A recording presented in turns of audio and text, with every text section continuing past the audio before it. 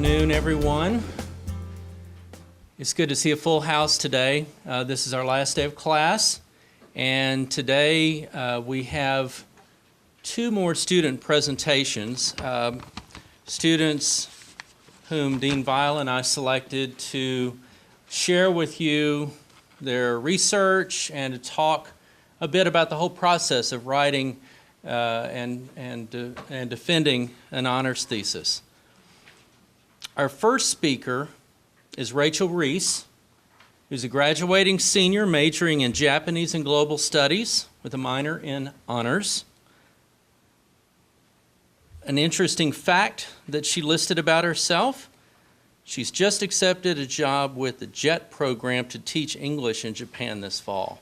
Congratulations. That is a big honor.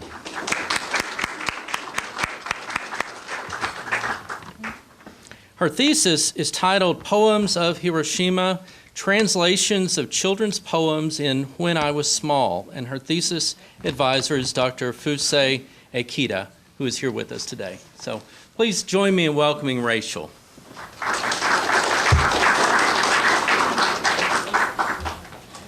Good afternoon. I was going to start by introducing myself a little bit, but it looks like Dr. Phillips already did most of that for me. To elaborate a little bit, as he said, I'm double majoring in Japanese and Global Studies, and last year I actually studied abroad twice. I went to Japan both times. I did a 2-week peace studies in Japan trip, and then I did a year-long trip, which I will talk about a little bit in my thesis, is the only reason I'm bringing it up. So I guess getting into the nitty-gritty of it, what did I do? So my thesis was translations of 5 different poems that I found in a book that I got while I was studying abroad in Japan. I went to a bookstore because that's something I wanted to do, is buy various books to improve my language skills. And I was browsing the children's section, actually, of the bookstore. And I found a book. The title kind of piqued my interest. In Japanese, it's called Watashi ga chisakatta toki ni, which means when I was small. So the title just looked interesting to me. It was kind of mysterious, catchy, so I pulled it out and was surprised because I could read the little blurb on the back of the book about what it was about, and it actually had to do with the atomic bomb in Hiroshima. It's a collection of short stories and poems written by children who survived the bomb. That was really interesting to me because I had taken the peace studies trip to Japan before, and we talked a lot about the atomic bomb. We actually met 2 atomic bomb survivors. So I thought it was interesting that it was something that kind of tied into my previous studies, and I bought the book just initially to read on my own time as a hobby or to improve my language skills. But the more I read it, the more I became interested in it, and the more I thought I could do it as my actual thesis that I was required to do for the Honors College. So I pulled out all the poems that appeared in this book. There's 5 total, and I translated them. And so in my thesis, it includes the actual translations of the poems, and then I talk a lot about the translation process. What was difficult about each poem, what was difficult about children's poetry specifically, and then I compared it to more famous poems from Hiroshima. And I think that this is important because there's not a lot of children's literature available to people learning about Hiroshima. There's a lot of things written by adults who survived Hiroshima, but no one really took the time to go and find the children's stories or their perspectives. And then those who did, a lot of that hasn't been translated, and it's not very popular in Japan even, the children's stories. So I was just kind of trying to raise awareness that there are different voices concerning this event.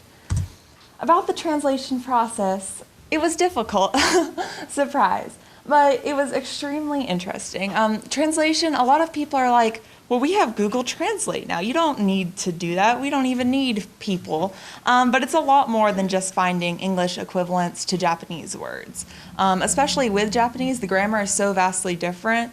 You need to really get into each sentence, every word, and think about the nuance that is being described there, especially with poetry.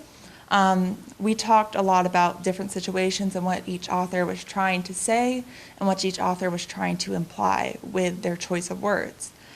In translating poetry specifically, you have to make certain choices about your translations. Poetry is kind of one of those things where it's hard to get an exact word-for-word translation because there's things like lyric counts, syllables, and just like how something sounds to the ear.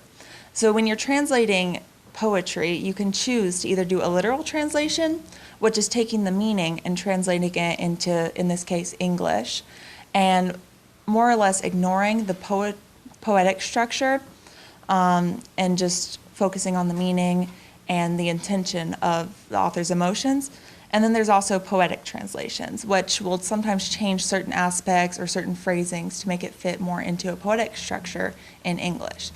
For my thesis, I chose a literal translation because I thought the message that the children were trying to convey was really important, and I thought that was the main focus because we're trying to share their stories. So a literal translation I thought was best here rather than making it sound poetic. I'm going with that. I have an example here of one of my translations. Most of the poems were untitled, as is this one, and next to it is the Japanese in case anyone was interested in that. But it reads, "After the bomb dropped, Mom was cooking the rice that we had set aside for a special occasion. 'What are we fighting for?' she said. 'Takashi, Takashi, come back safely,' she said, making rice balls in tears." I really liked this poem because even though it's so short and simple, you can really see what the fifth grader that wrote this was feeling. He had an older brother who had gone away to fight in the war, and he most likely wasn't coming back, is what I took from this poem. And it just kind of shows a lot of the difficulties that the war and the atomic bomb in general brought upon children, basically, and how they were seeing that in their everyday life. With Japanese translation specifically, in my thesis I talked a lot about some of the more grammatical difficulties I faced.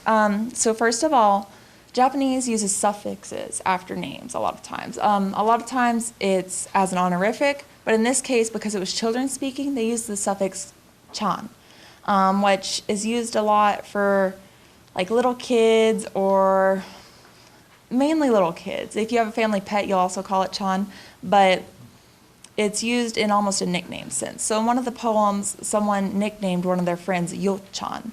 And Yo was like the first letter of that friend's name, but then they followed it with Chan. And I had no way of knowing what the friend's name was other than what letter it started with. Kind of like how in English you might call a little boy named Michael Mikey.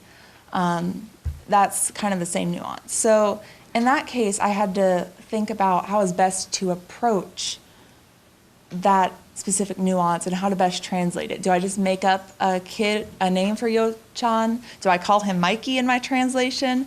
So there's different translation strategies for that, but I ended up going with just keeping him called Yo-chan because I didn't want to take away or change his name. And then next up, I talked a lot about struggles I faced translating onomatopoeia. In Japanese, it's used a lot more often than in English, and it's used a little differently. In English, we only use onomatopoeia for sounds, like knock knock or woof woof, or things you can hear. Japanese does that as well, but they also use onomatopoeia for feelings or for states of being. And I found that a lot in the poems, and it was hard to convey because onomatopoeia sounds a little more childish when you read it in Japanese. So it was hard to convey the childish feeling, but also keep the meaning of what was being written. Because it was normally, in English, you would use an adjective in the place of onomatopoeia. And then finally, sentence structure. As I said, Japanese grammar is wildly different from English grammar. So I found that kind of difficult in preserving the order of the lines in the poetry, because that's something that's important in poetry. You want to present the information in an impactful way and keep true to what the author intended to be revealed and in what order. But because Japanese sentence structure is almost entirely opposite of English, I had to rearrange like sentences and lines and make things look a little different than they originally did to make the true meaning shine. So in closing, I wanted to talk a little bit more about why I thought this was important to do and why this research really matters. So as I said, there's not much as far as children's literature regarding Hiroshima goes. There's not really anything in the West that we commonly study or that is readily made available to us. There's famous Hiroshima poets, of course, like Toge-san Kichi and Harata Miki, but they are adults and they have their own ideas that they're trying to push with their poetry. In my thesis, I talked about Toge-san Kichi and how he pushed his political agenda with his poetry. The children, on the other hand, didn't have this kind of agenda when they were writing their poems. They just wanted to simply express what happened to them and what it was like living through the bomb. So I found it a lot more innocent in that aspect, and I thought these stories were important to share, because if we relied solely on the adult poets' works, then we would have a very narrow view of this event that is so important in history and in international relations and in peace studies. Because if we only read Toge's works, we would think it was so wildly political, and it was, but there was also people who didn't view it that way. And that's what I was trying to get at with the children's poetry. And then finally, as a translator, I could feel how strongly I impacted the audience's interpretation of this text. Based on my word choices, the audience could read it completely differently and take a completely different meaning from what I said. And that could twist what the author said if you're not careful. So I thought that was important to focus on and important to share. And that's about it. Are there any questions? Was there any point as you were facing some of these difficulties in translation that you thought to yourself that maybe you should choose an easier topic for your thesis, or that this might have been the wrong choice? All the time. There were so many times where I thought, man, I don't even know Japanese, do I? I can't do this. But I got through it. It wasn't so much the topic, because what the children talked about was more everyday things, but it was just the wording and all the little nuances in there I found difficult, definitely. Anything else? Yes? About how long were the poems? That was the shortest one, the one that let's see. So this was the shortest poem in the collection, but the rest of them, none were longer than a page. They were all very short, and all the children were very young. Like, I think 5th grade was the oldest that had written a poem, so they were all very short and relatively simple, but still so complex. Yes? So does it go into detail about who the people are, maybe what parts of Japan they come from? Are all the people from maybe the same area of Japan? The children? Yeah. They're all from Hiroshima. The book doesn't actually say much about their personal lives or anything about them, really.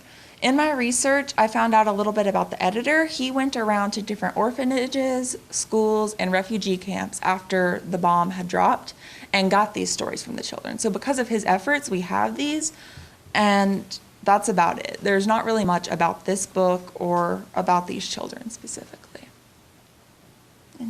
Yes? Would you at all consider going back and trying to do a poetic translation to try and capture the feeling of the poem as well as just the meaning?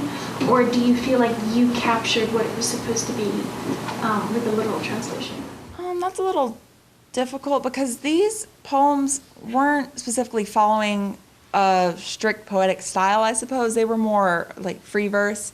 So there wasn't much of a rigid kind of style anyway. So if I went back, I don't know. I would probably change the wording of some things to make it sound a little nicer and like take away the nuance. But otherwise, I feel like the meaning in these is more important, because that's what the children themselves were trying to convey. Anything else? Yeah, there's a deceptive simplicity in these poems, right? Very much so. I very much enjoyed this project, and all the more so because I've recently been to Hiroshima and had visited the memorial there, and one of the things that I remembered about that experience was the artifacts that they had on display in the museum, among which were articles from children who died in the bombing, and these things were recovered from schools and things of that sort, and just looking at some of those artifacts was so powerful. And so what we're dealing with here is a different kind of artifact in a poem. And one of the reasons why I wanted us to hear this was to have a better appreciation for what goes into translating. Those of you who have studied a foreign language and have studied it at an advanced level know really how difficult it is to translate well. And if you've translated poetry before, you know how excruciatingly difficult that can be. And you would think, well, these are children's poems, they're more or less free verse. How difficult could that be? But there's a lot of difficulty in there in trying to render them in the most accurate way possible, to try to capture the simplicity of a child, and to be aware of other ways that something could be translated, and more importantly, as you've intimated, how something could be mistranslated and lead to an erroneous reading of something. So thank you very much for your presentation.